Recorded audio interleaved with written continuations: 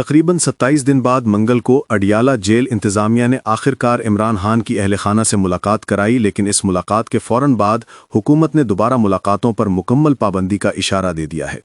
वफाकी वजीर अता तारड़ और आजम नज़ीर तारड़ ने प्रेस कॉन्फ्रेंस में वाज़ेह किया कि जो भी शख्स जेल कवानीन की खिलाफ वर्जी करेगा उसे इमरान खान से मुलाकात की इजाज़त नहीं दी जाएगी। अता तारड़ ने मजीद कहा कि मुलाकातों को सियासी मकासद के लिए इस्तेमाल किया गया, इसीलिए इमरान खान की बहन उज़्मा खान की मुलाकात भी रोक दी गई है। उनके मुताबिक अडियाला जेल को रोज़ाना का तमाशागाह नहीं बनने दिया जाएगा। दूसरी तरफ वफाकी वजीर कानून ने अदालती फैसलों का हवाला देते हुए कहा कि अदालतें सिर्फ कानूनी दायरे में रहकर मुलाकात की इजाज़त देती हैं। इधर खैबर पख्तूनख्वा के वजीर आला सुहेल आफरीदी पर इल्ज़ाम आयद किया गया कि वो सियासी नौयत की मुलाकात चाहते हैं और मुबैना तौर पर किसी साबिक ताकतवर शख्सियत के मशवरे से अपनी काबीना तश्कील देना चाहते हैं, जो आइन से इनहराफ के मुतरादिफ है।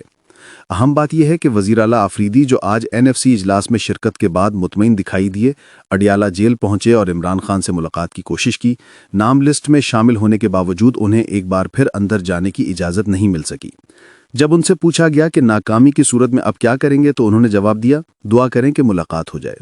वज़ीर आला के हमरा मौजूद मुशीर शफा जान ने कहा कि मुलाकात न देने का जवाब वो 10 दिसंबर के पेशावर जलसे में देंगे।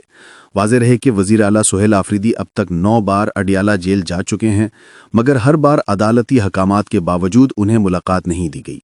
उधर दूसरी जानिब एक बड़ा कानूनी महाज भी खुल चुका है। इंसदाद दहशतगर्दी की अदालत ने 26 नवंबर के एहतजाज के मुकदमे में वज़ीर आला खैबर पख्तूनख्वा और दीगर रहनुमाओं को बार बार तलब किए जाने के बावजूद पेश न होने पर उन्हें इश्तिहारी करार देने की कार्रवाई शुरू कर दी है। अदालत का कहना है कि मुल्जिमान दानिस्ता तौर पर गिरफ्तारी से बचने की कोशिश कर रहे हैं।